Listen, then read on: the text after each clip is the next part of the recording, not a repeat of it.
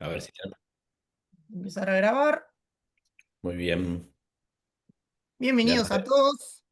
¿Cómo están? Mi nombre es Alexis Candia.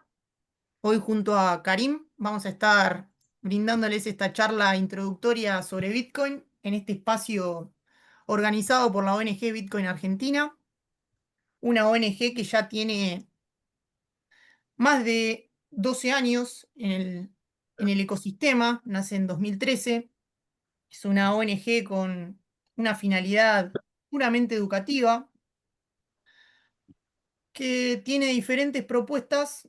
Hoy nos encontramos en lo que es Bitcoin de 0 a 100 en este espacio. También tenemos lo que es Bitcoin en las escuelas para acercar lo que es Bitcoin y las tecnologías descentralizadas a chicos de escuelas secundarias, proyectos con las universidades, así que si hay alguna persona que esté relacionada a alguna universidad, se puede acercar también y organizar algún proyecto con nuestra ONG. Y distintas diplomaturas universitarias, como con la Universidad de Buenos Aires, ciclo de seminarios profesionales para quienes quieran capacitarse y darle un enfoque más profesional a esta mirada sobre lo que es Bitcoin. Y por ahí proyectos más distendidos, como son los 21 Meetup, en donde están buenos para hacer networking con otros profesionales. Lo que es descentralizar, que son distintas conferencias por diferentes puntos del país en donde se dan diferentes charlas, proyectos y demás que están muy buenos para seguir aprendiendo. Y para quienes son profesionales del derecho o relacionados a materias económicas, se organizan también desayunos de legales que están muy interesantes, donde se tratan diferentes normativas según vayan surgiendo regulaciones que afecten al mercado.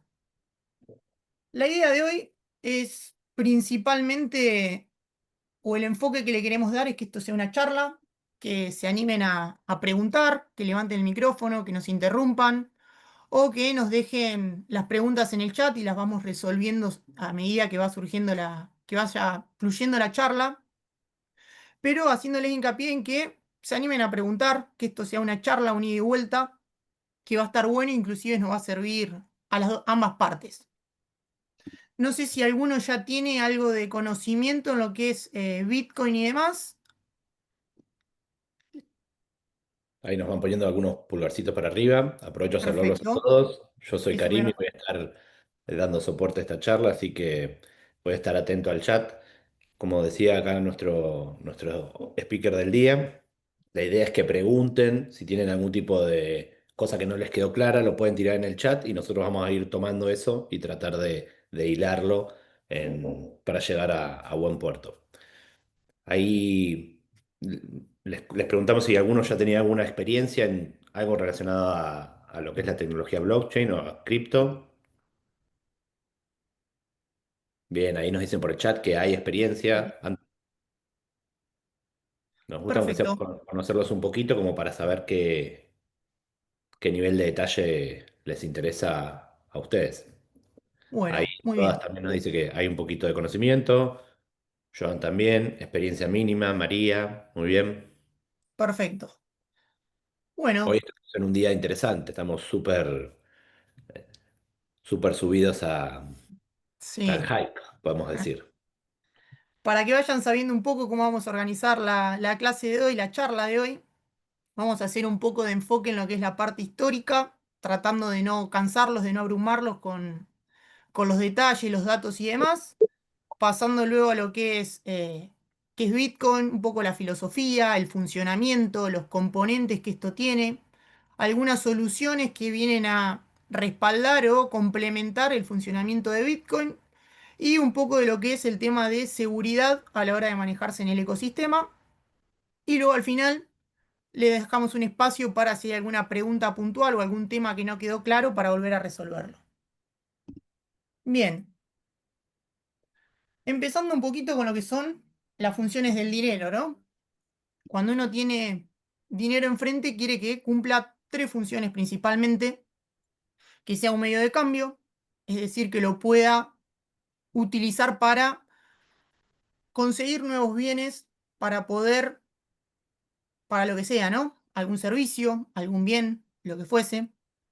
que también sea una unidad de cuenta ese bien, ese dinero, que yo lo pueda utilizar para poder comparar con respecto a otros y utilizarlo como un punto medio para también saber el valor que este tiene. Y por último, que sea un depósito de valor, ¿no? Que yo lo pueda guardar, que con el tiempo el mismo no se devalúe y que lo pueda utilizar para la finalidad que yo quiera darle. Hablando un poquito de lo que es el tema de la historia del dinero, ¿no? Cómo fue evolucionando esto con el tiempo. Al principio el ser humano comenzaba, ¿no? Con el trueque. Yo te daba una cabra, vos me dabas frutas, y así se iba empezando a crear lo que es el comercio, tal como lo conocemos hoy en día. Pero ¿cuál era el problema de este trueque, no? Era un medio de cambio, sin dudas, pero no cumplía ni la unidad de cuenta, ni tampoco era un depósito de valor. Yo no podía ahorrar en verduras porque con el tiempo la misma se iba a echar a perder. Y otra dificultad que presentaba es que para poder realizar un intercambio, el otro tenía que querer lo tuyo. Si el otro no quería lo tuyo, yo no podía realizar ese intercambio. Luego, con el tiempo, surge lo que es el dinero mercancía, ¿no? Granos, la sal, que de ahí viene lo que es el salario, ¿no? Te pagaba con sal, entonces yo lo podía utilizar como una unidad de cuenta el mismo y como un medio de intercambio. Y con el surgimiento de los estados, ¿no? Empieza a surgir lo que son el dinero metálico, el oro, la plata, el cobre, y con este mismo yo podía utilizarlo para empezar a cambiar, comprar, conseguir nuevos bienes. Pero ¿cuál era el problema principal que presentaba el dinero metálico, el oro? Primero, la dificultad para poder transportarlo por el peso que este tenía. Y segundo, por la seguridad, ¿no? Imagínense caminando hoy por la calle con una bolsa con oro, el riesgo que eso supone. Esto es lo que se conoce como el patrón oro, ¿no? Que duró unos 2500 años hasta que ahora lo vamos a ver, empezando más o menos mitad de la década del 90, del siglo XX, por ahí, más o menos, es lo que fue durando.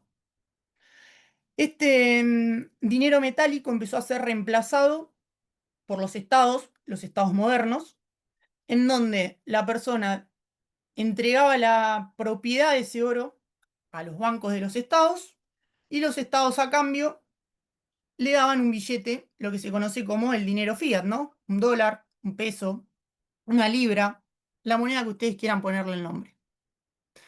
Este dinero fiat viene de lo que es el latín por decreto, es dinero por decreto del Estado, y ese dinero estaba respaldado por las reservas que tenían en oro, en plata, los estados en ese entonces. Con el tiempo, que ya los vamos a ir viendo, empiezan a ir surgiendo diferentes controversias en la historia que empiezan a ir degradando la relación entre lo que es el individuo, la sociedad, con el poder que ejercían los estados sobre el dinero. Y un ejemplo es en el año 1933, cuando en Estados Unidos se publica lo que era la Orden Ejecutiva 6102, que vendría a ser un decreto del Estado para nosotros, en el cual si tenías oro, debías entregárselo al Banco Central, o si no, te podían poner multas de hasta $10.000 o 10 años de cárcel si no lo entregabas. Eso empieza a generar aún más una degradación, una mala relación con los estados, que empieza a generar un disgusto que ahora vamos a ir viendo a medida que pasemos estas filminas. Y en el año 1971, el presidente Nixon de los Estados Unidos, mencionamos Estados Unidos obviamente porque fue el país que sale victorioso, ¿no?, de las Segundas Guerras Mundiales, o mejor parado, mejor dicho, saca lo que se llama como el Nixon Shock, en el cual se suspende básicamente la convertibilidad del dólar al oro. Es decir, dejamos de tener un dólar respaldado en oro, y si uno empieza a analizar la situación con relación al dinero, Al principio era el individuo quien tenía en su posesión el oro, luego lo entrega a los estados, estados que le entregan un billete que tenía el respaldo en su oro, y luego les queda un billete que no tenía respaldo en ningún bien que no sea inflacionario o que era de oferta limitada como era el oro. Y esto empieza a generar ciertos disgustos en la comunidad, ya existiendo Internet y demás, y previos al nacimiento de Bitcoin, ya nos vamos empezando a adentrar, hubo algunos intentos de crear monedas digitales, como fueron el caso de eCash, Bmoney, BitGold y demás, pero no cumplían con dos requisitos esenciales que la comunidad de Internet hacía énfasis: que existía una autoridad central todavía en estas monedas y que no resolvían el doble gasto. Es decir, si yo le daba a Karim una determinada cantidad de moneda, yo no podría, en teoría, volver a dársela. Pero en estos casos sí existía. Es decir, yo le podía dar a Karim 10 pesos y podía volver a generar dentro de la aplicación esa otros 10 pesos para dárselo y así falsificar dinero. Esos fueron los dos principales problemas que tuvieron estas monedas y por eso no progresaron.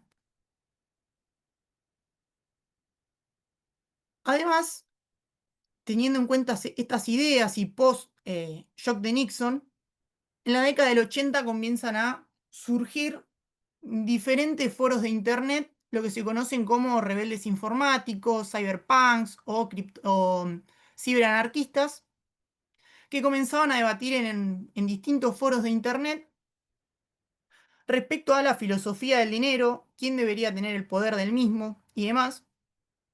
Y es en el año 2008, con la crisis de las hipotecas subprime en Estados Unidos, básicamente una crisis financiera que afecta a toda la economía global, un tal Satoshi Nakamoto, de quien nada se sabe, no se sabe si es una persona, si fue una sola persona, si es un grupo de personas. Lo que sí se sabe que Satoshi Nakamoto es un seudónimo, publica en Internet lo que se conoce como el Paperwhite de Bitcoin.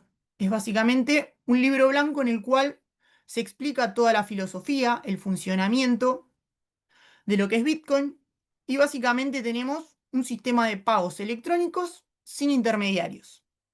Ahora vamos a ir desglosando este concepto de sin intermediarios, esta idea de por qué funciona. Ahí hago un Pero- poquito de hincapié en Sí, que el white paper de Satoshi Nakamoto lo que busca es exactamente hacer esto, un sistema de pagos electrónico.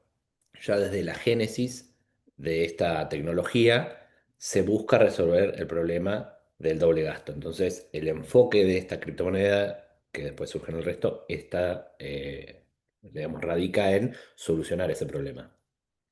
exactamente. Y aparte un poco con el tema de lo que veníamos hablando, el dinero en poder del Estado, al eliminar el intermediario, lo que tiene esta moneda es que justamente yo le puedo dar, puedo negociar con Karim directamente sin la necesidad de alguien en el medio que me diga, vos no. Que respecto a esto vamos a hacer una pequeña diferencia entre lo que sería el sistema financiero tradicional, tal como lo conocemos, que está basado en la confianza. Yo deposito determinada cantidad de pesos en el banco con la confianza de que la política monetaria que tenga dicho Estado me va a devolver en algún momento, cuando yo lo necesite, el dinero que deposité.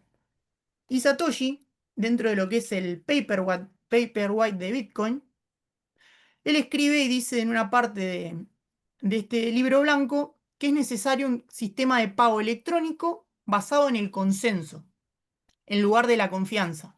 Básicamente, en lugar el consenso se entiende que es que se base en matemáticas. Es necesario un sistema de pago electrónico basado en matemáticas, en prueba criptográfica, que lo vamos a ver después, en lugar de la confianza que uno tiene en el sistema tradicional. Esto lo publica el 31 de octubre del año 2008 y el 3 de enero del año 2009 Satoshi da inicio a lo que es la blockchain de Bitcoin y empieza a correr todo lo que conocemos hasta hoy. Ahora bien, vamos a ir viendo, desglosando un poquito qué es Bitcoin, cómo funciona, qué es importante ir sabiendo. Lo primero que decíamos es una red persona a persona.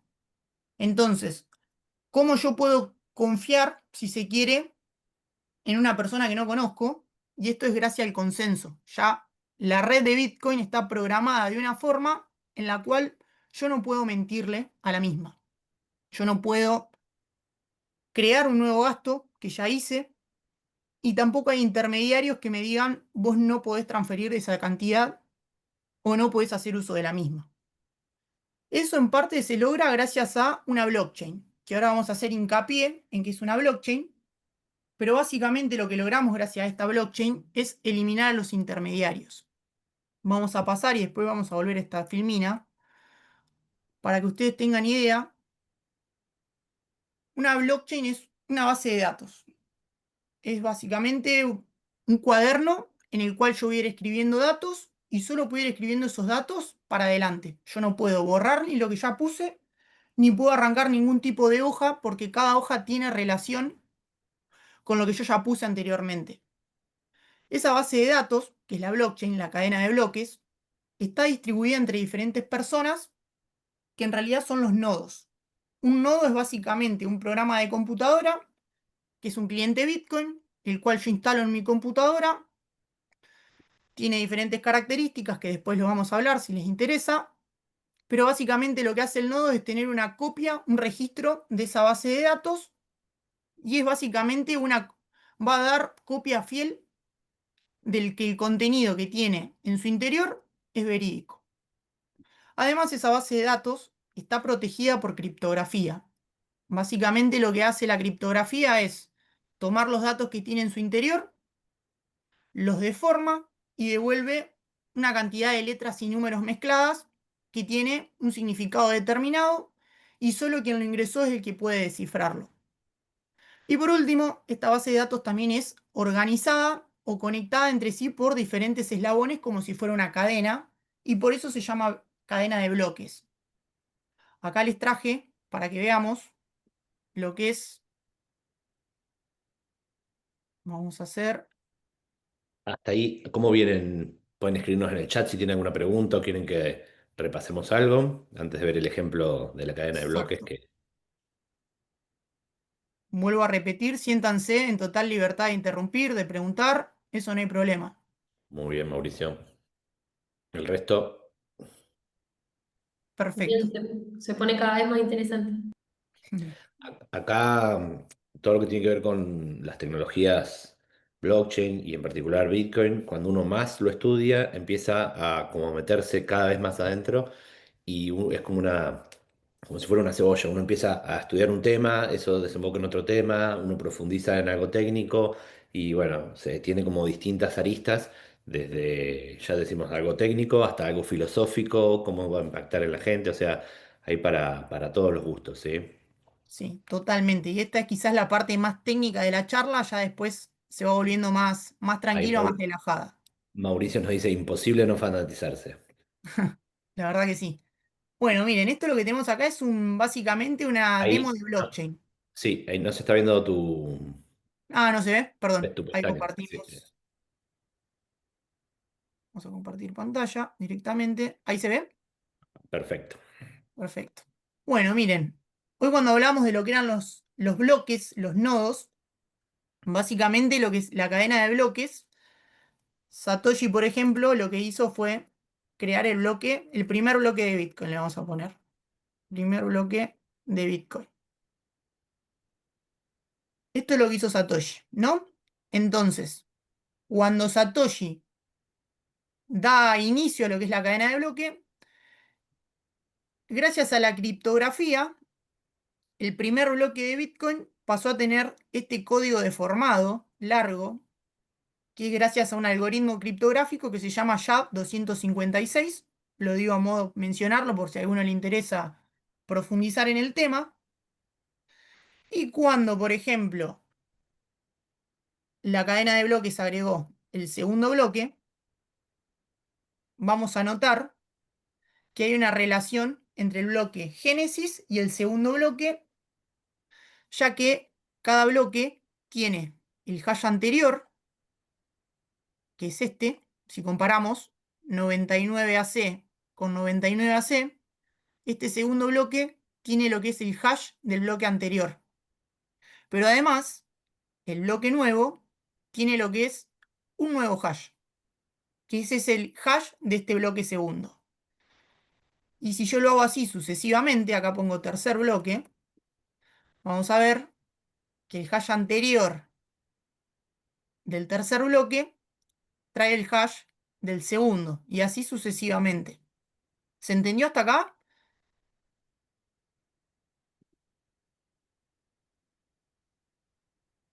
Vamos a ver el chat. Y nos contestan que sí. Sí, Antes no se estaba perfecto. viendo, pero sí. Están concatenados, correcto. Bueno, eso Lo sería interesante, básicamente lo interesante del ejemplo que acabamos de ver es que además de tener la información del bloque anterior, cada bloque en sí contiene algo más de información, ¿sí? Después, para el que quiera profundizar, puede ver. Y en ese algo más de información es donde se almacenan los datos de esta cadena de bloques, esta blockchain, que ahora seguramente vamos a ver un ejemplo. Ahí tenemos correcto. una consulta de Mauricio. Sí, Mauricio. Sí, sí, el ejemplo está genial, pero estaría bueno también mostrar otra potencia que tiene la blockchain, que es que si alguien quiere modificar el primer bloque o el segundo bloque, se modifica el hash invalidando todo el resto de la cadena. Y por eso no se puede hacer el segundo gasto, el doble gasto. Correcto. Sí, sí, ahora Sí. eso sí, lo vamos a ver más adelante. Perdón por spoilear entonces. No, no, no, por No, favor. por favor. Está bueno, está buena la participación. Bueno, entonces ya vimos, ¿no? Cómo está distribuida entre diferentes personas, que son los nodos, por cómo está protegida por la criptografía y que está organizada en bloques que se conectan entre sí como eslabones y vimos el por qué. Esta blockchain, o mejor dicho, todas las blockchains, cuando ustedes analicen proyectos futuros y demás, va a tener tres características principales, que es, por un lado, la descentralización, que es lo que venimos viendo, la seguridad, gracias a la criptografía, gracias a la prueba de trabajo que vamos a ver después, las blockchain también son escalables. Pero acá se presenta un problema y es que las tres características es muy complicada lograrlas y que funcionen las tres juntas. Esto se conoce como lo que es el trilema de la blockchain. En el caso de Bitcoin, tenemos una blockchain que es descentralizada, una blockchain que es segura, pero que no es escalable, y después vamos a ver cómo se soluciona ese problema en la cadena. Acá les dejé un pequeño ejemplo, una comparativa, en donde comparamos lo que es la blockchain con un cuaderno, para que después puedan entender el resto de la charla. Cada hoja está pegada a la anterior, solo se puede escribir al final, y no se puede borrar lo anterior. Esto un poco por lo que decía hoy Martín, si no me equivoco el nombre, Mauricio. Mauricio, perdón, porque se invalidarían todo el resto de las hojas y supondría que ahora después lo vamos a ver en minería, es muy imposible, la verdad, y no tendría rédito económico. Y acá también tenemos, para ver la blockchain en vivo y entender un poco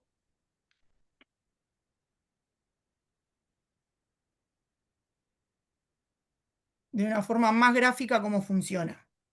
Mientras Acá, carga eso, le sí, sumo lo interesante de esto es que, como bien decía, estábamos comentando recién, la blockchain no es que está en un único lugar. Uno está acostumbrado a navegar en Internet, a acceder a recursos en línea, y esos recursos finalmente están almacenados en un servidor, en una computadora, seguramente en Amazon, en algún proveedor.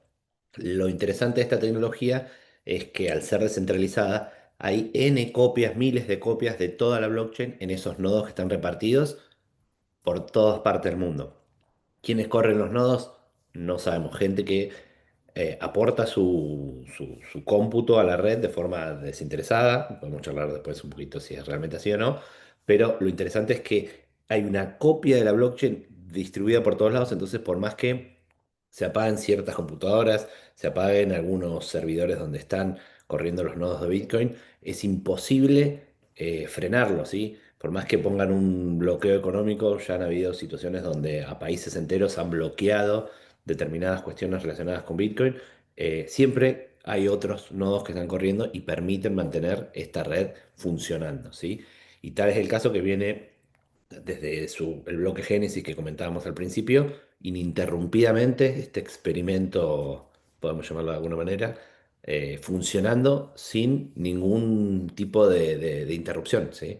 Lo cual es muy, muy interesante y le da la robustez que tiene hoy en día. Totalmente, Karim. Bien, acá vamos a hacerlo un poquito más gráfico. Vamos a ver que cada uno de estos bloques como tal contiene cada una de las transacciones que se hicieron en determinada cantidad de tiempo.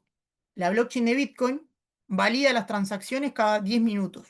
Entonces, cada 10 minutos se va a ir agregando un nuevo bloque a la cadena. Acá vamos a ver, por ejemplo, este bloque, que es el 917.428 que se agregó a la cadena de Bitcoin, que fue minado por Antpool. Es supuestamente el minero, ahora vamos a ver qué es después el concepto de minero. Y si yo doy clic acá, vamos a ver que tiene hash, que es lo que veníamos hablando hoy, y vamos a ver cada una de las transacciones que se fueron realizando dentro de este bloque. Yo voy acá, por ejemplo, es una transacción que se validó después de 4 minutos, que coincidió con, bueno, el estado de auditoría, eso después lo vamos a ver también. Y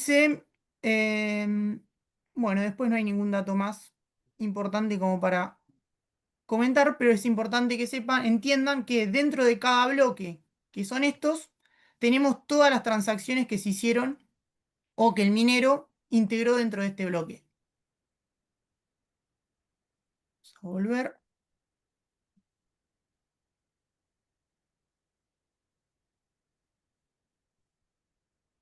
Ahí la idea es que un minero cuando valida, gana la recompensa de minar un bloque, todas esas transacciones se imprimen, se escriben en la blockchain y quedan para la posteridad escritos en una red que no va a poder ser modificada nunca. O sea, ese es el peso de escribir una Exacto. transacción en Bitcoin. Ahora ya sabiendo el medio que tiene Bitcoin, que es la blockchain, es donde está alojado, podemos profundizar un poquito más en lo que es la prueba de trabajo, lo que son los mineros. La prueba de trabajo surge cuando Satoshi pensó Bitcoin, no es que él creó todo de cero, sino lo que él hizo fue juntar diferentes tecnologías y hacerlas funcionar como un sistema. La prueba de trabajo surge en realidad en la década del 90, cuando a las casillas de los mails llegaban todo el tiempo spams. Entonces, a una persona, Adam Back, se le ocurrió la idea de que la computadora tenga que trabajar antes de mandar un mail. Ese trabajo era que tuviese que realizar una cuenta matemática que le llevara tiempo, que tuviera que gastar recursos, energía, para que la computadora pudiera mandar el mail. De esa forma, la cantidad de spam dentro de los mails se redujo significativamente y Satoshi tomó esa idea, que es justamente la prueba de trabajo, Proof of Work, y la utilizó en parte para prohibir el doble gasto, que es lo que veníamos hablando hoy, porque la computadora tendría que volver a generar un código, un dinero que en realidad no tiene y que no va a poder volver a gastar, porque tampoco la red se lo va a validar, porque ya tiene en ese consenso matemático un sistema preparado para rechazarle la nueva transacción. Y básicamente vamos a pensar el tema de la minería, la forma de adquirir nuevos bitcoins, como si fuera una mina. Vamos a hacerlo más didáctico para que lo puedan entender de una mejor forma. Cuando hablamos de los nodos, que lo hablábamos, que es básicamente el software de Bitcoin instalado en nuestra computadora, tenemos dos tipos de nodos dentro de ese mundo. El que es un nodo validador y el que es un nodo minero. El nodo minero lo que va a hacer es poner su energía, su computadora, su poder computacional al servicio de la red para básicamente juntar transacciones y resolver esos complejos problemas matemáticos que le presenta la red buscando un número que se llama nonce. No importa tanto en la profundidad, pero sí en lo que hace al contenido. Ese minero lo que va a hacer es básicamente entrar a la mina, va a prestar su poder físico, su fuerza, su energía y empezar a picar en busca de transacciones y las va a ir poniendo en su carrito. Va a salir de la mina, y el nodo validador le va a decir, sí, es correcto, vos realizaste todo este trabajo, todo este poder de cómputo, encontraste lo que estábamos buscando, que era ese número, vos agregás un nuevo bloque a la cadena de Bitcoin. Ahora bien, ¿qué es lo que gana el minero por haber realizado ese trabajo? Nuevos Bitcoins. Cada vez que el minero va agregando nuevos bloques a la cadena, la red de Bitcoin le va pagando con nuevos Bitcoins que se van minando, que se van creando. Y ahora vamos a ver qué es el tema del halving y qué relación tiene. Cada 4 años más o menos, la cantidad de bitcoins que la red va otorgando al minero se va reduciendo a la mitad. Cuando Satoshi minó el primer bloque de Bitcoin, la red le otorgó 50 bitcoins por haber agregado ese bloque a la red. Hoy, cada 4 años, esa cantidad de bitcoins se va reduciendo a la mitad y hoy estamos en 3,125 bitcoins que le toca a cada minero por agregar el bloque. Y eso es lo que hace también que Bitcoin sea deflacionario. Que ahí tenemos otra relación o diferencia con el sistema tradicional, que es básicamente ante los problemas de inflación que podía presentar la emisión de dinero del Estado, Bitcoin se presenta como de oferta limitada. Solo vamos a tener 21 millones de Bitcoins, de los cuales ya he minado más de 19 millones, y el último Bitcoin se va a terminar de minar recién en el año 2140. No vamos a llegar a verlos, creo. Lo importante de esto es para que sepan, es que justamente lo que hace el minero es básicamente aportar su energía a la red y a cambio recibe valor, o mejor dicho, en otras palabras, convierte la energía en valor. Al prestar su fuerza de trabajo, al prestar su energía, aporta que la red se mantenga estable, se mantenga viva, mientras los demás podemos realizar diferentes transferencias y usos de la red. No sé si hay alguna pregunta hasta acá. ¿Cómo vienen? Ahí Mauricio nos pone el número exacto de la recompensa, como estabas bien diciendo vos. Exacto. Ahí yo te sumo una cosita. Esa es la forma tradicional de minar, que son esas computadoras que uno ve en la televisión, en esos hangares llenos de computadoras, que son las granjas de minería que se conocen. Y lo que hacen es a través de la prueba de error, fuerza bruta. Pero después hay otros mineros que son un poquito más simpáticos y más asequibles, como esto que tenemos acá, que es una computadorita chiquita, que lo que hacen es tratar, este es un minero solitario, ¿sí? Un solo miner, que trata de minar, pero a través de la suerte, ¿sí? Las probabilidades de minar un Bitcoin con esto, o sea, las probabilidades son cercanas a cero, pero si uno cree en la suerte, está bueno tener un minero de estos solitarios, porque, bueno, podemos sacarnos la lotería y con un aparatito muy sencillo, con un poder de cómputo muy poquito, de forma aleatoria, trata de adivinar ahí cuál puede ser la recompensa matemática que necesita para resolver ese acertijo. Correcto. Que incluso aprovechamos a relacionarlo con el proyecto que tiene la ONG. La ONG tiene un proyecto de instalar 100 nodos en Argentina para justamente mejorar la seguridad en Bitcoin y también para promover esta tecnología, este sistema de pagos tan interesante en nuestro país. Ahí Bien, nos hacían una pregunta cuál era la diferencia entre un nodo y un minero. Ahí lo habíamos comentado un poquito en el chat un poco. Eh, lo importante es decir que, digamos, los mineros son los que tratan de resolver ese rompecabezas matemático, tratando de aportar el cómputo a la red, y los nodos son los que tienen una copia completa de toda la blockchain. Generalmente, un minero o un grupo de mineros también tiene asociado un nodo, porque la forma de comunicarse con la red es a través de un nodo. Si un minero por sí solo no necesita tener como alguien que se conecte a la red y trate de comunicarse con el resto de los nodos, que es a través de un nodo en sí. Así que generalmente un minero está asociado a un nodo. correcto. Básicamente lo que hace el nodo es un auditor en la red. Y Exacto. básicamente le dice al minero, vos trabajaste, hiciste tu trabajo, toma tu recompensa, 3,125 bitcoins. No sé si ahí se entendió quién preguntó. María Esperanza. María. María.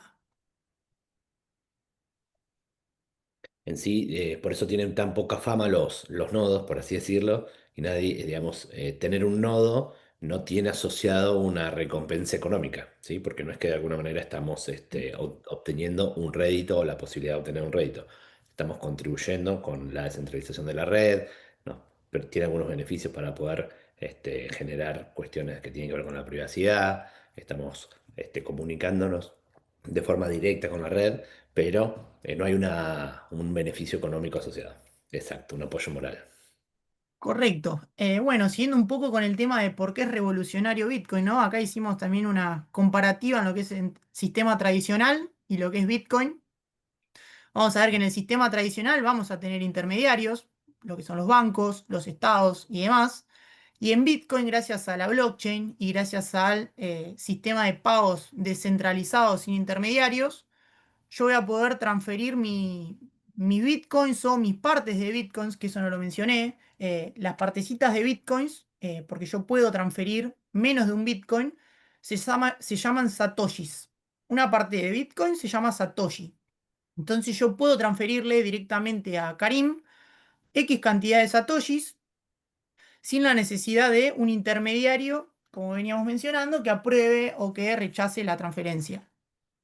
El sistema tradicional, producto de que no tiene un respaldo como era al principio el oro, por ejemplo, la emisión monetaria puede llevar a tener una inflación constante en su sistema y afectar al consumo y otras cuestiones. Bitcoin, al contrario, al ser de oferta limitada, solo van a existir 21 millones, incluso ofrece una oferta deflacionaria. Cada 4 años, que era el halving, que es lo que veníamos hablando hoy, esa oferta se va a reducir a la mitad y básicamente la recompensa se va a reducir para el minero, pero también va a ser interesante porque le va a aportar valor a lo que es Bitcoin en sí. El sistema tradicional, como tal, puede ser censurable. Bitcoin, gracias a que hay varios nodos, como veníamos mencionando hoy, repartidos por todo el mundo. En la actualidad hay entre unos 15.000, 18.000 nodos repartidos por todo el mundo. No se sabe quién es, quiénes son, dónde están guardados. Eso la verdad que es también lo lindo que tiene esta tecnología. No es censurable. Mientras haya un solo nodo completo corriendo en el mundo, la red de Bitcoin va a estar a salvo. Y el sistema tradicional como tal es centralizado en un estado y Bitcoin, al estar repartido entre diferentes nodos, como veníamos mencionando, es descentralizado. Acá les Eh, traje, sí. sí, No, perdón, en el chat se compartió un enlace donde se pueden ver un mapa que está muy bueno porque uno tiene la dimensión en qué zonas del mundo están corriendo los nodos en tiempo real exacto. y uno puede tomar realmente la dimensión de lo que es esta red, que yo creo que no hay otra red de esta envergadura descentralizada, ¿sí? Es muy, muy interesante. Otra cosa para sumar a lo que veníamos charlando es que cuando hay una actualización de la red, una actualización de Bitcoin, todos esos nodos tienen que actualizarse y ponerse de acuerdo en la nueva versión de Bitcoin que tienen que correr, lo cual es todo un desafío técnico y de sincronización de toda una red tan descentralizada y tan, digamos, heterogénea, ¿sí? Porque hay distintos intereses, distintas filosofías y distintas tecnologías que corren los distintos nodos. Así que eso es, para el que le guste la parte más de hardware, es muy interesante. Bien, acá les traje también un gráfico como para que tengan una noción de quién tiene Bitcoins o dónde están, cómo está el tema ahora del ecosistema. Y en primer lugar, el 56%, más de la mitad de los bitcoins que ya están minados, están en poder de los individuos, que no se sabe quiénes son. Representan el 6,8% de la población mundial. Y esos individuos tienen sus bitcoins justamente en lo que se conoce como autocustodia, que después vamos a ver un poco cuál es ese tema, qué es lo que significa la autocustodia, pero básicamente ellos los tienen en su poder. Otro 5% del total de los bitcoins minados los tienen las empresas. un 10% está en exchange, un 6% en fondos, un 2% está en estados, como son El Salvador, Estados Unidos, China. Tenemos un 6% que se perdieron o que se creen perdidos, no se sabe. Satoshi Nakamoto, quien fue el creador de Bitcoin, tiene un 5% en su valor, en su cartera. Y sin minar restan 1,210 mil, perdón, 1.210.000 bitcoins, representan al 6%, casi la misma cantidad que son los que están perdidos o que se creen perdidos. Su uso ha aumentado un 1.600% más o menos desde el 2019, una adopción, la verdad, muy grande y que se ve reflejada también en el precio que tiene. Y estos datos son desde julio de este año. Yo acá no lo veo en la barrita, pero creo que estaba por acá abajo, no sé si se llega a ver. Y es de Cripto Noticias la fuente. Fíjense qué interesante es que en este año la adopción de las empresas y de los estados ha venido creciendo mucho porque es un tema de discusión en las políticas públicas de algunos estados. Entonces, ¿cómo uno tiene que ponerse a pensar este gráfico, cómo va a ir moviéndose? Porque sabemos que solamente faltan minar ese 6% y el resto de las variables está fija. Entonces, la única forma de que más empresas, más estados puedan tener acceso a Bitcoin es que las personas las vendan o sean comprados los Bitcoins de las personas a través de empresas. Entonces, esa dinámica es la que nos hace pensar en el real valor que puede llegar a tener esta moneda en particular. Correcto. Y en números acá dice, las compras de Bitcoin por parte de estas instituciones crecieron un 95% desde el año 2022. Bien, ahora para poder entender un poco, ¿no? Ya vimos lo que es Bitcoin, cómo funciona y demás, cómo podría llegar a adquirir o tener, ¿no? Lo que son los Bitcoins. Bien, Acá tenemos una sí, preguntita de Abel en el chat que dice si existe algún peligro que disminuya los bitcoins en poder de los individuos y aumente el de las empresas. Es una preocupación real pensar así. sí. Es un poco lo que yo decía. Y bastante más filosófica creo Mm. que objetiva. La verdad que desde un punto de vista filosófico, creo que sí, por el hecho de que se perdería, ¿no? La filosofía bitcoiner del tema de la autocustodia, del dinero en poder del individuo, y ya pasaría a ser una cuestión más de mercado, ¿no? Exacto. Pero sí, a ver, desde un punto de vista más filosófico, la respuesta es sí. Desde un punto de vista objetivo, la verdad que no te sabría decir con certeza ese tema. Un poco podemos pensar que si tanto las empresas como los estados se dan cuenta que esta tecnología está teniendo una adopción tal que no pueden manejarla, es muy lógico que quieran comprarla. No podemos frenarla, no podemos de alguna manera. ¿Qué nos queda hacer? Bueno, vamos a tratar de comprarla para de alguna forma tener la mayor incidencia posible, ¿sí? Y ahí, bueno, puede pasar cualquier cosa. Eh, Nos vamos a enterar en breve, seguramente. Bien, creo que hay otra pregunta. Bueno, sí, sí. Bien. Sí, ahí nos ponen que una forma puede ser a través del miedo para tratar de imponer que uno se desprenda de sus bitcoins, ¿sí? Bien. Bueno, vamos a ver un poquito ahora el tema de cómo podría yo adquirir Bitcoin, dónde los podría alojar, cómo es el tema. Y es importante saber que dentro de lo que es el funcionamiento de Bitcoin y lo que son las cuentas, ¿no? Donde voy a tener alojados yo mis Bitcoins, vamos a tener una gran diferencia entre lo que son las cold wallets y las hot wallets. Básicamente las billeteras frías y las billeteras calientes. En las billeteras frías se llaman así porque justamente no están conectadas a Internet y se caracterizan por que yo controlo las claves privadas, básicamente las contraseñas de Bitcoin.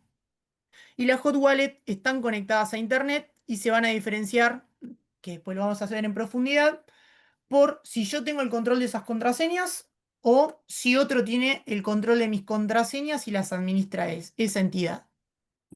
Acá tenemos un pequeño grafiquito para que entendamos. Cuando uno quiere crear una cuenta de Bitcoin en una billetera, básicamente la configuración de Bitcoin lo que hace es, de forma aleatoria, crea primero una clave privada y esa clave privada, que pueden ser 12 o 24 palabras, va a derivar lo que es una clave pública, que se equivaldría a lo que sería mi CBU bancario. Por ejemplo, esa clave pública es la que yo le voy a dar, por ejemplo, a Karim para que él me transfiera satoshis o un Bitcoin a mi monedero. Con esa clave pública no hay problema si la gente la conoce, si la gente tiene acceso a la misma. Lo importante es no dar mi clave privada, porque si yo doy mi clave privada, cualquier persona va a tener acceso a mis fondos y se podría hacer con la cantidad que yo tuviese en ese monedero. Dicho esto, vamos a ver por qué la importancia de lo que son, ¿no?, las cold wallets o las billeteras frías, que esto entraría en el concepto de lo que es la autocustodia que hoy estábamos viendo en ese 56% de personas que tenía el control sobre esos bitcoins. Esas cold wallets funcionan como si fueran o son similares a lo que pudiera ser un pendrive o un dispositivo muy chiquitito en el cual se conecta a la computadora o al celular, dependiendo del dispositivo. Y una vez que lo configuro, ahí Karim me está mostrando uno, no sé si lo pueden ver o si no, habla Karim capaz que Sí, para que se vea la lo imagen. tenía por acá. Esta es una cold wallet, una Ledger, ¿sí? Es de las marcas más conocidas, que se conecta por USB a la compu y uno la opera a través de acá de su display, ¿sí? Correcto. Cuando uno conecta esa cold wallet al dispositivo, Ahí eh, Mauricio nos muestra la suya. Muy bien, Mauricio. Ahí no está, esto es una Trezor. muy bien. Básicamente, cuando conectamos esta billetera fría al dispositivo, la misma nos va a permitir o importar una billetera anterior que ya teníamos creada, básicamente con estas claves privadas.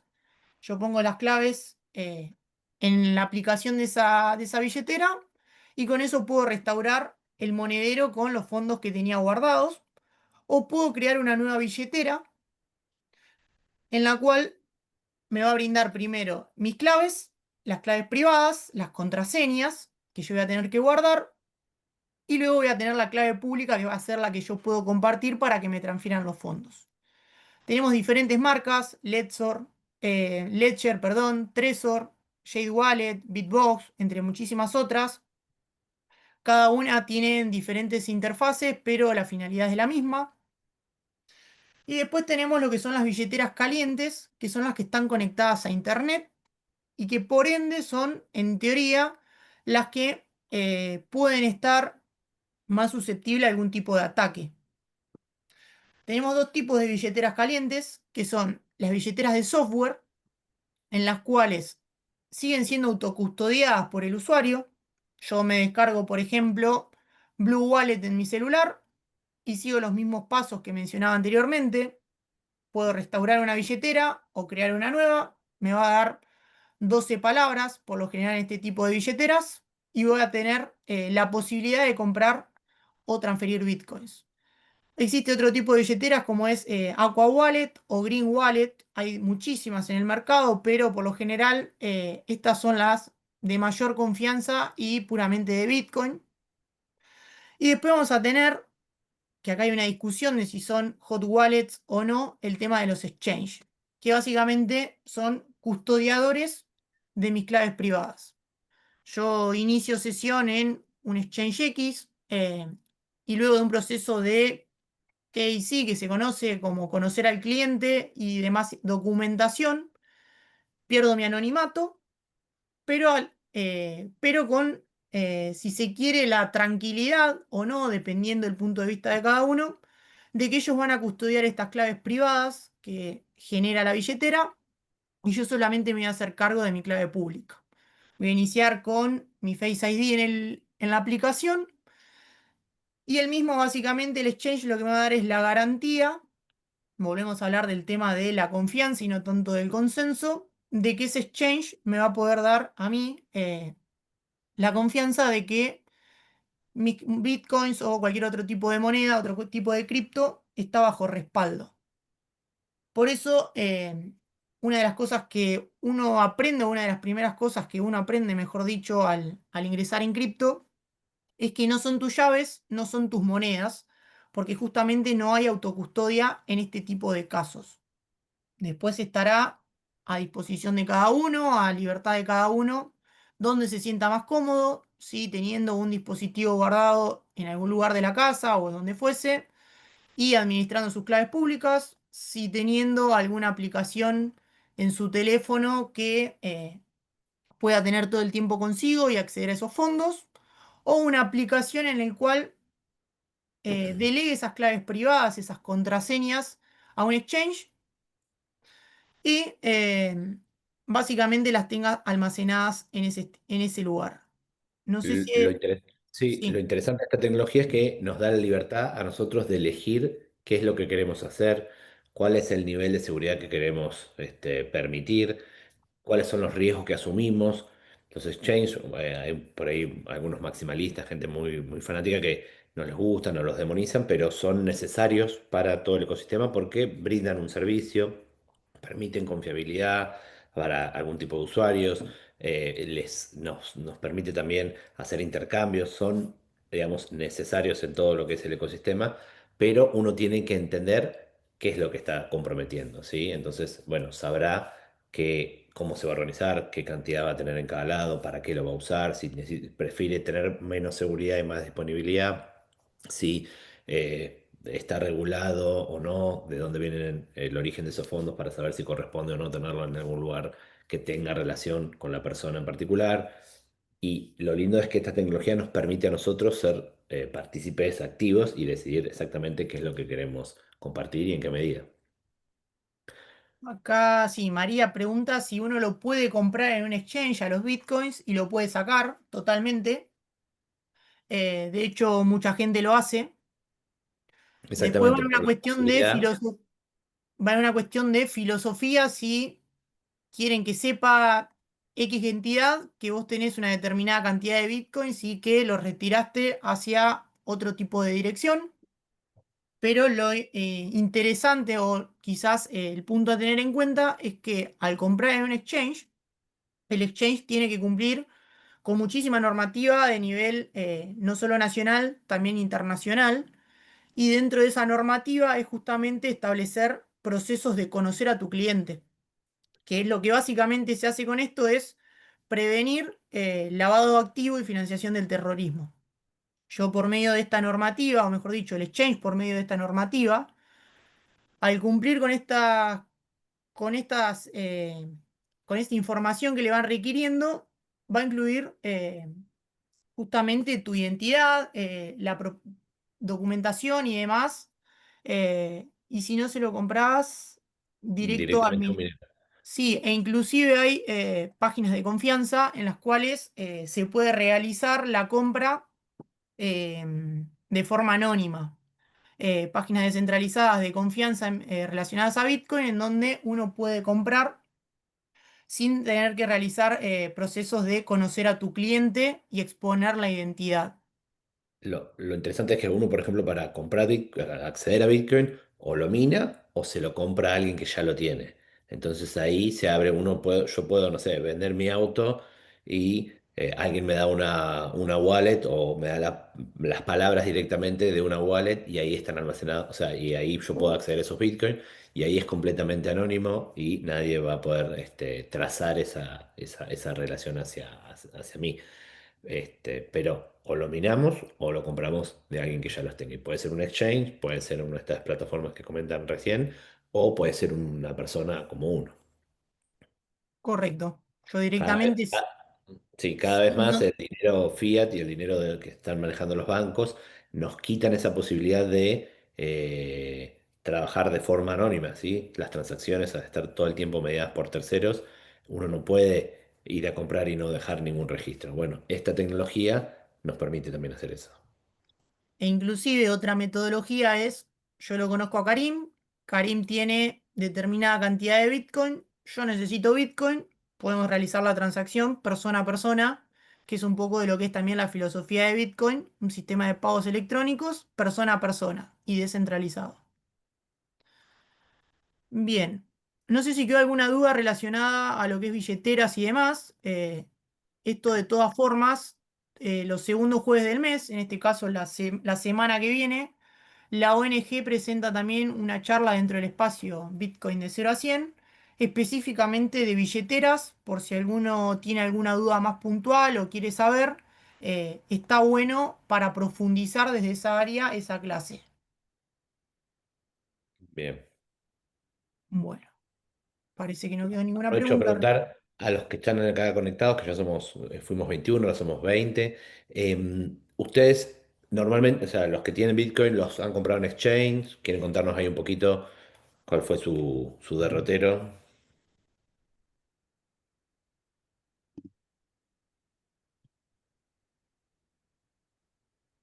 Ahí tenemos un minero, muy bien. Mira, Buenas noches, ¿cómo andan? Buenas noches, Carlos. hola Carlos, Bien, todo buenas bien. noches. Bueno, yo arranqué hace un par de años, estuve en el ecosistema, tuve Bitcoin y altcoins, y después terminé vendiendo todo. Después de la pandemia fue eso. Y empecé de vuelta el año pasado a acumular, ya con otra idea, con otra mente, con otros conocimientos. Y todo lo que he comprado es a futuro, pensando a más de 10 años, tengo 51, y 10, 15 años, una jubilación. Todo lo que ingresa a esa cuenta, al principio empecé con Ripio, después de Bien, Ripio empecé con Lemon y ahora Lemon y Binance estoy comprando, pero todo lo que compro ya lo paso a una Trezor. Quizás está, no sé, un tiempo hasta que acumulo una cierta cantidad, ponele 1.000, 2.000 dólares y ya esa cantidad vuela para la billetera fría. Esa es la metodología que estoy usando.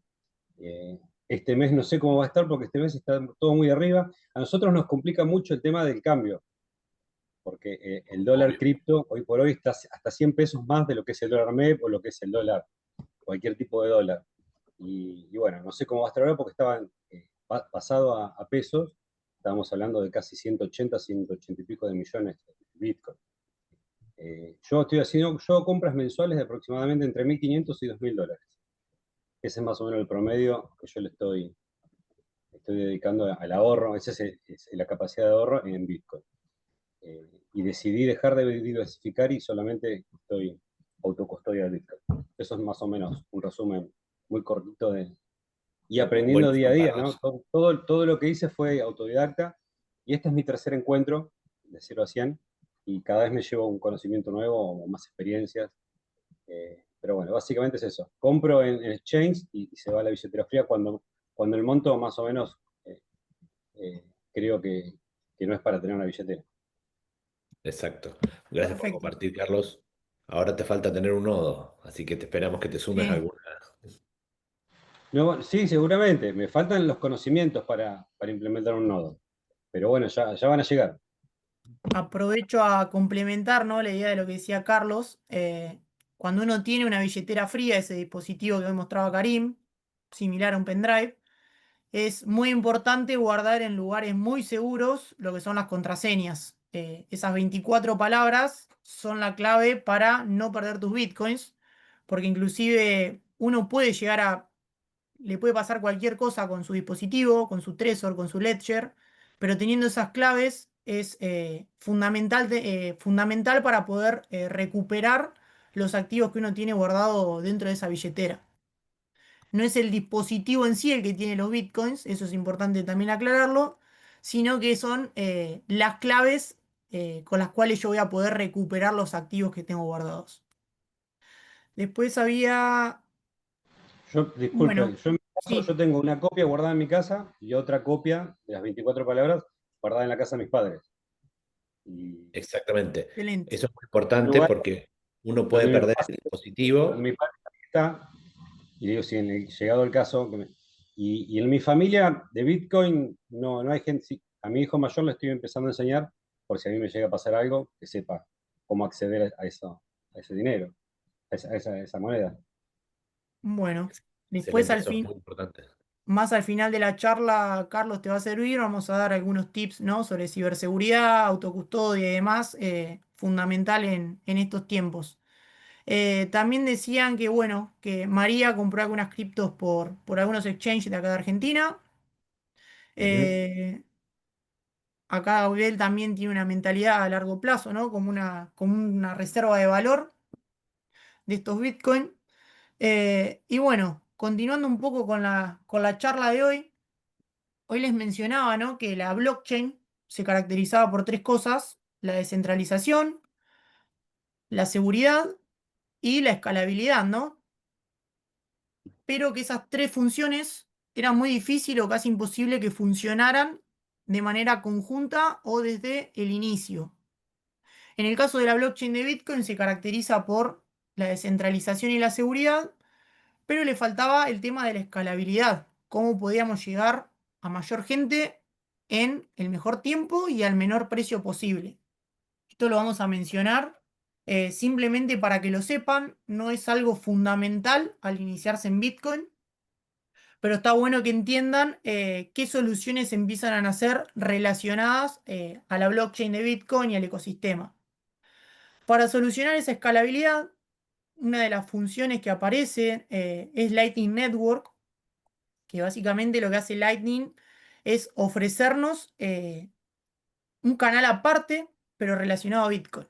Básicamente tenemos la blockchain de Bitcoin acá, no sé si se ve el mouse, creo que sí.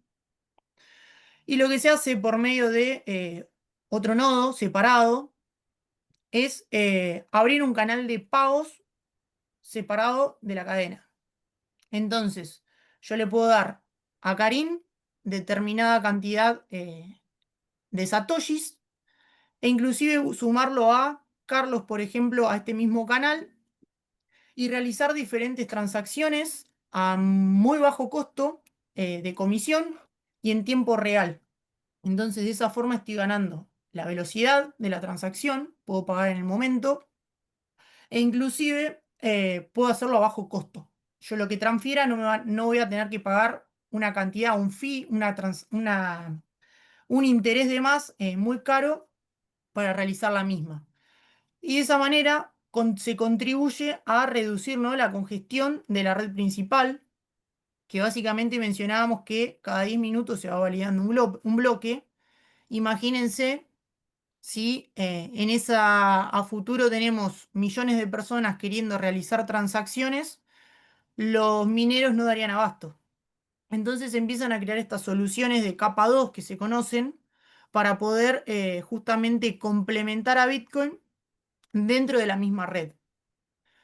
La característica que tiene esto, o quizás es lo interesante, es que no todas las transacciones que yo realice se van a agregar a la blockchain de Bitcoin, sino que van a ser básicamente las diferencias de transacciones. Yo le transferí 100 a Karim, Karim me transfirió 50, yo luego le transferí 25 y así sucesivamente.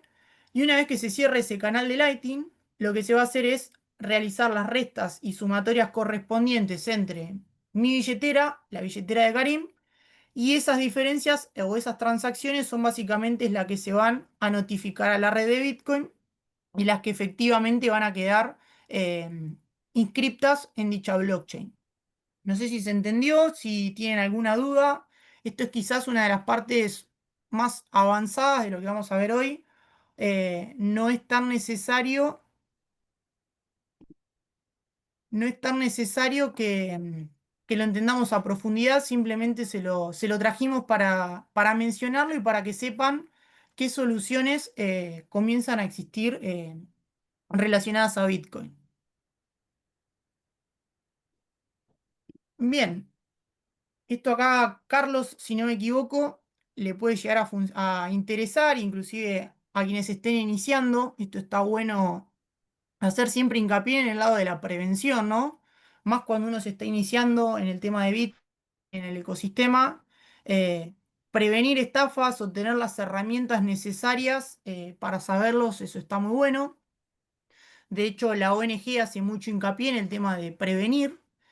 Inclusive tiene una clínica de legales y una clínica de prevención de estafas para las personas que hayan sufrido algún tipo de esta estafa, valga la redundancia, para asesorarlos, para ayudarlos, para acompañarlos, para darles las herramientas necesarias.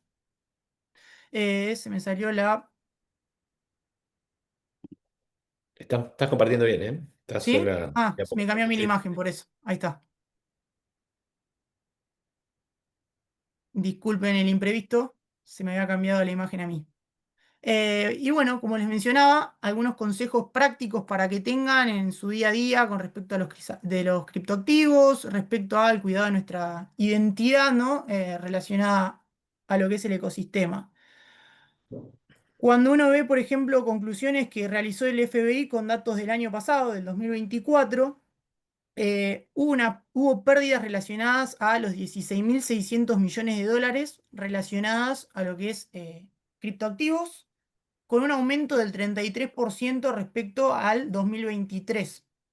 No sé con qué número nos vamos a encontrar el año pasado respecto de 2025, pero la tendencia sigue estando en aumento a medida que va aumentando también la adopción y la falta de educación, ¿no? La falta de conocimiento para aprender a manejarse dentro de lo que es el ecosistema. Los principales tipos de estafas o relacionados son, uno es el phishing, que básicamente son ataques en donde el ladrón lo que hace es tirar la caña y ver quién pica, justamente por eso se llama phishing. Empiezan a pescar, como pueden ser sitios web fraudulentos, links extraños que nos lleguen a nuestra casilla de correo, por mensaje, llamadas telefónicas que se caracterizan por la inmediatez y el peligro que presenta el atacante todo el tiempo, incitándonos a realizar algún tipo de accionar que uno quizás desprevenido no se da cuenta y comete ese error, como es muy común las estafas, por ejemplo, por WhatsApp, en donde te terminan pidiendo un código, la persona se lo otorga y de esta manera tienen acceso a nuestro WhatsApp y realizan diferentes tipos de estafas con nuestro número. O inclusive los mails sospechosos, ¿no? Que nos llegan a la casilla. Una buena forma de identificarlos es por medio de ver el dominio que tiene ese mail. Cuando uno visualiza después del arroba Gmail, arroba Outlook, va a notar que por lo general es una serie de números y letras entremezclados sin sentido, o inclusive el contenido de estos mails también es la inmediatez y la urgencia de realizar algún tipo de accionar, porque si no va a pasar determinada cuestión mala para la persona que recibe el mensaje.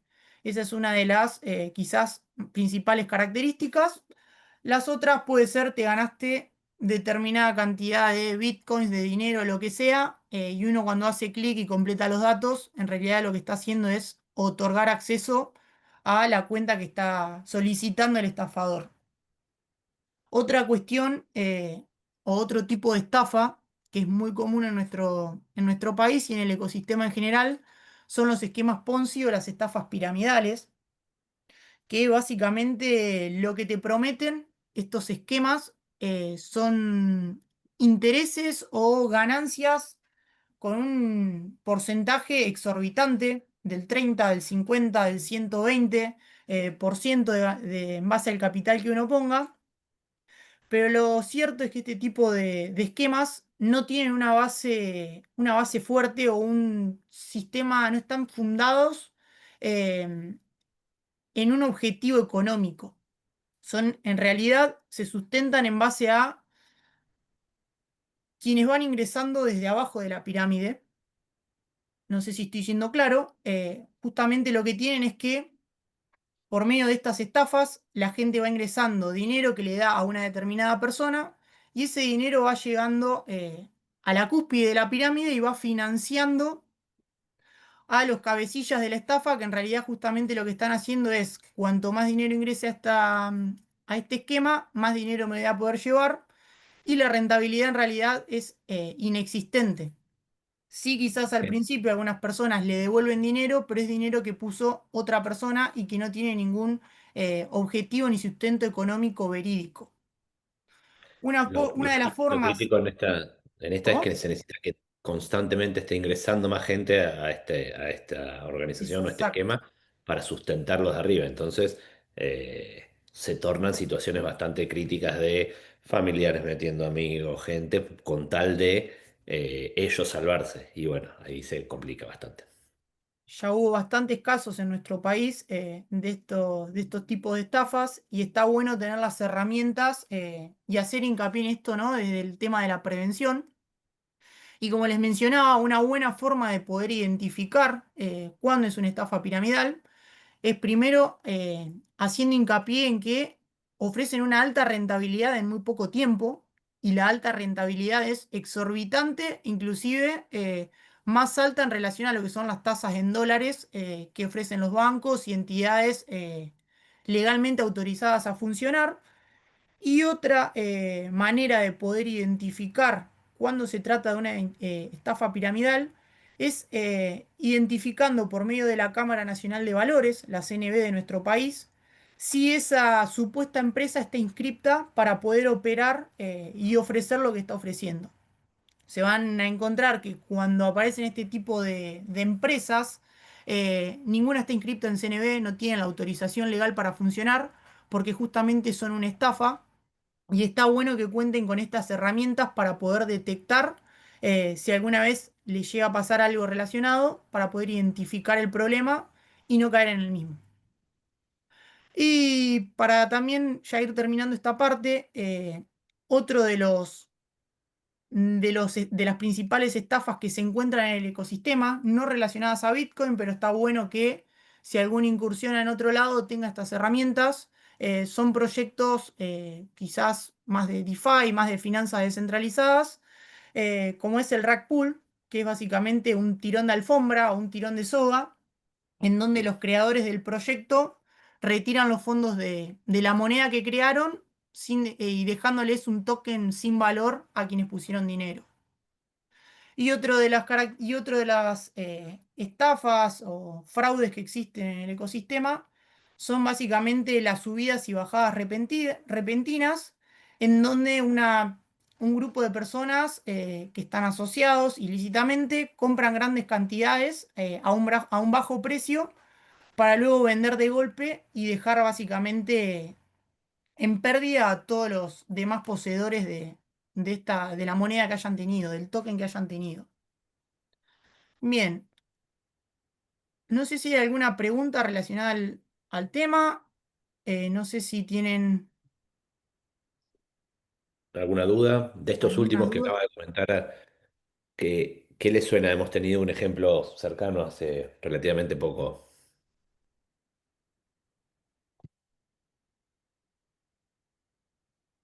Ahí bien, nos contestan el Muy bien.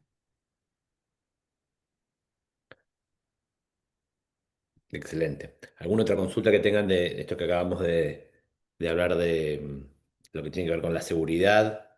Yo creo que la educación es uno de los pilares más importantes a tener en cuenta y a medida que uno dedica tiempo y asociado seguramente también algo de dinero en esto, es importante formarse porque al ser algo tan novedoso y que no hay lugar centralizado y si uno tiene un problema y comete un error, puede terminar siendo algo muy, muy costoso.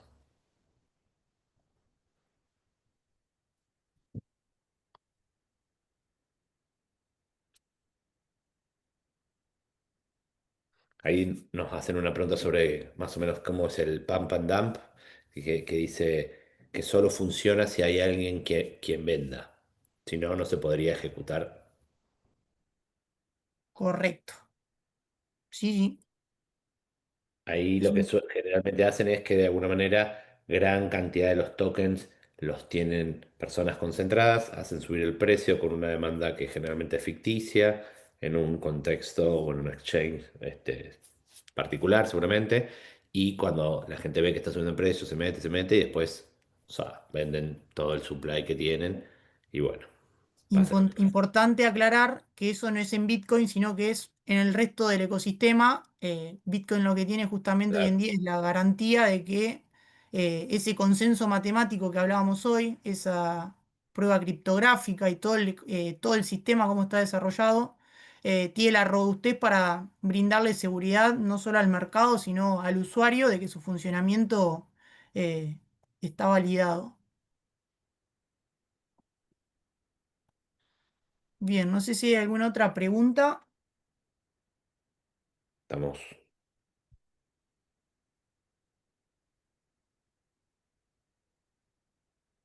muy bien. No sé si alguno quiere consultar alguna otra cosita. Les dejamos las redes de la ONG para que se sumen. Los invitamos a hacerse socios de la ONG, que tiene muchos beneficios, como mostrábamos recién. Ahí nos hacen una pregunta sobre si se puede ganar dinero operando Bitcoin intradía. La ONG no da recomendaciones de inversión, pero hay gente que hace ese tipo de operaciones y puede llegar a... Acá estuvimos charlando y varios de los que están presentes lo que suelen hacer es DCA, que es ir comprando y acumulando, que es lo que generalmente trae beneficios a largo plazo.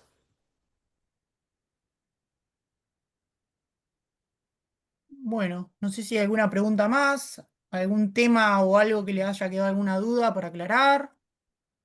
Yo les aprovecho, les paso por un enlace, una breve encuesta, si nos quieren dejar algún comentario o nos suma para ir mejorando este tipo de charlas.